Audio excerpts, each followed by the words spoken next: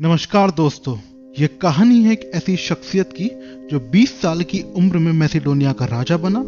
मात्र 22 साल की आयु में दुनिया को जीतने निकला। 24 की उम्र आते आते अपने साम्राज्य का विस्तार एशिया माइनर यानी आज के टर्की से लेकर मिस्र यानी आज के इजिप्ट तक फैलाया। 26 साल की उम्र में उस योद्धा ने दुनिया के सबसे बड़े साम्राज्य तक ग्रेट पर्शियन एम्पायर को बुरी तरह तहस नहस करके अपने राज में मिलाया और सेंट्रल एशिया में दाखिल होकर आज के अफगानिस्तान, उज्बेकिस्तान, किर्गिस्तान और तरीम बेसिन और फरगना वैली के इलाकों पे अपना अधिकार किया। योद्धा मात्र 30 वर्ष का था, तब तक उसने दुनिया के उस 60% इलाके को जीत लिया था जिसे उस वक्त के यूनानी लोग जानते थे।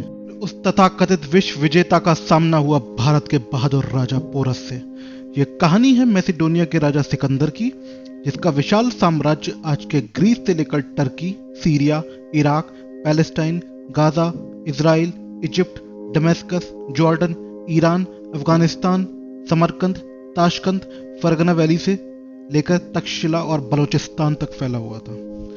सिकंदर दुनिया का पहला राजा था जिसने विश्व विजेता बनने का ख्वाब देखा और मात्र 50,000 की सेना लेकर दुनिया जीतने निकल पड़ा। सिकंदर के लड़े गए युद्धों की व्यूह रचना और मिलिट्री स्ट्रेटेजीज आज भी यूरोप के कई स्कूल और कॉलेजेस में पढ़ाई जाती हैं।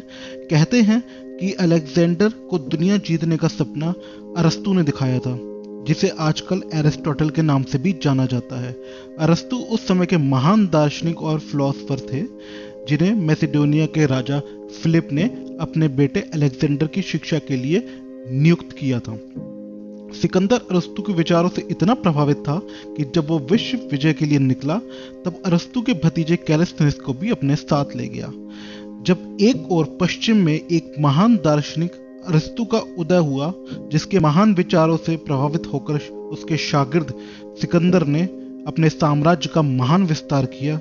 इसी समय दूसरी ओर पूर्व में भारत भूमि पर भी एक महान दार्शनिक का उदय हो रहा था, जिनका नाम था आचार्य चाणक्य और उनके शागिर्द थे चंद्रगुप्त मौर्य। ये चाणक्य का ही दर्शन शास्त्र और अर्थशास्त्र था, जिसकी बदौलत सिकंदर के भारत से लौटने के तुरंत बाद ही चंद्रगुप्त मौर्य ने दुनिया के महानतम साम्राज्यों में से एक मौर्य साम्राज्य की स्थापना करी थी। चाणक्य और चंद्रगुप्त जैसे महान महापुरुषों के बारे में हम आपको अलग से वीडियो बनाकर बताएंगे। फिलहाल लौटते हैं सिकंदर की बायोग्राफी पे और सिकंदर की कहानी पे। आइए जानते हैं सिकंदर के बारे में कि आखिर सिकंदर कौन था और कैसे वो मैसेडोनिया का राजा बना।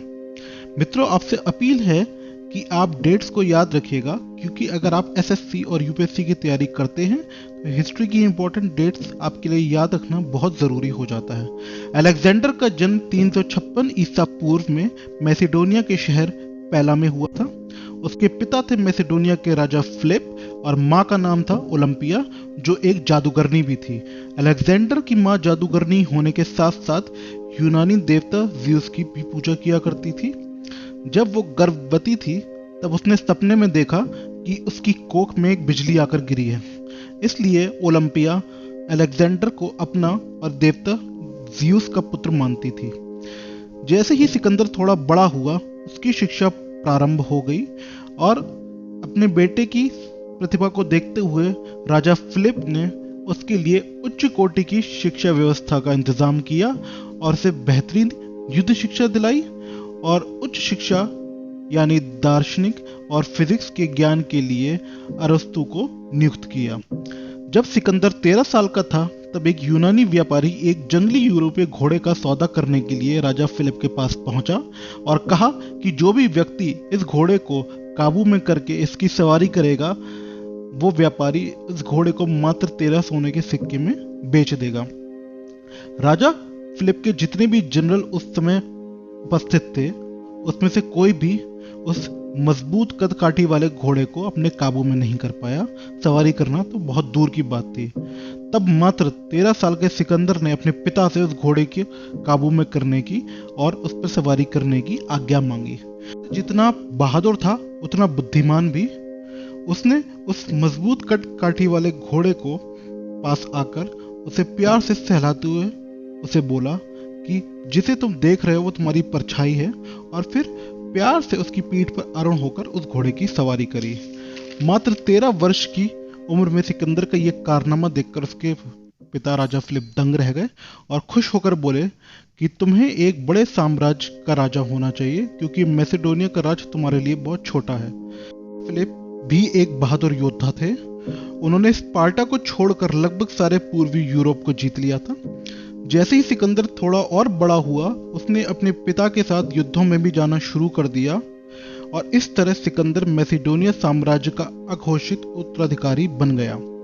और फिर घटी एक अनहोनी घटना जिसने फिलिप और सिकंदर के बीच में दरारें पैदा कर दी, और सिकंदर को अपने मित्रों के साथ मैसेडोनिया छोड़कर जाना पड़ा और इलेरिया नामक एक राज्य में शरण लेनी पड़ी। दरअसल घटना यह थी कि राजा फिलिप को अपने एक जनरल अटेलस की भतीजी क्लियोपेट्रा से प्यार हो गया था, जो राजा फिलिप से उम्र में 30 साल छोटी थी। जब राजा फिलिप और क्लियोपेट्रा की शादी का जश्न चल रहा था, जहां पर सिकंदर भी उपस्थित था, तब शराब के नशे में सब लोग डूबे हुए थे। तब जनरल अटेलस ने जाम उठाकर भगवान से दुआ मांगी कि फिलिप और क्लियोपेट्रा का एक पुत्र पैदा होकर मैसेडोनिया की गद्दी पर बैठे। इस घटना से सिकंदर बहुत ही ज्यादा आहत हुआ और मैसेडोनिया छोड़कर चला गया। इस स्थिति को भांपते हुए इसके कुछ समय बाद ओलंपिया ने फिलिप की हत्या करवा दी, उसी के पर्सनल बॉडीगार्ड पोसेनियस से, और उसके तुरंत बाद ही सिकंदर के मित्रों द्वारा पोसेनियस का भी कत्ल कर दिया गया। फिलिप के मरते ही सिकंदर ने अपने आप को मैसेडोनिया का राजा घोषित कर दिया और सिंहासन पर बैठते ही अपने सौतेले और चचेरे भाइयों की निर्मम हत्या करवा दी। उस समय अलेक्जेंडर की मां ओलंपिया ने भी क्लियोपेट्रा और उसकी बेटी को एक गड्ढे में डालकर जिंदा जलवा दिया, और क्लियोपेट्रा के पुत्र को धीमा जहर देकर अधमरा और पागल कर दिया।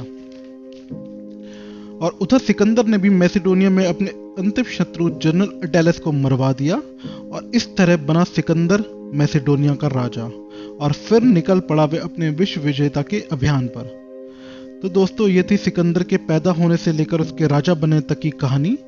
अगले एपिसोड में हम देखेंगे सिकंदर का फारस पर आक्रमण, यानी Alexander's invasion of Persian empire. तो दोस्तों, इस वीडियो के अंत में मैं आपके लिए एक क्विज छोड़कर जाना चाहता हूं, जिसके सवाल आपको इस वीडियो के अंदर ही मिल जाएंगे। इसके जवाब आपसे रिक्वेस्ट है कि आप कमेंट बॉक्स में दें। और सवाल ये है कि पहला सवाल, अलेक्जेंडर कब और कहां पैदा हुआ था? दूसरा सवाल, अलेक्जेंडर के मस्तिष्क में दुनिया जीतने का विचार किसने उत्पन्न किया था? तीसरा, ओलंपिया सिकंदर को किस देवता का पुत्र मानती थी? आज के इस वीडियो में धन्यवाद। अगले एपिसोड में मिलते हैं। जय मां भारती। अगर आपको इस वीडियो में दी गई जानकारी पसंद आई है तो प्लीज मेरे वीडियो को लाइक कीजिए, शेयर कीजिए और मेरे चैनल को सब्सक्राइब कीजिए। धन्यवाद।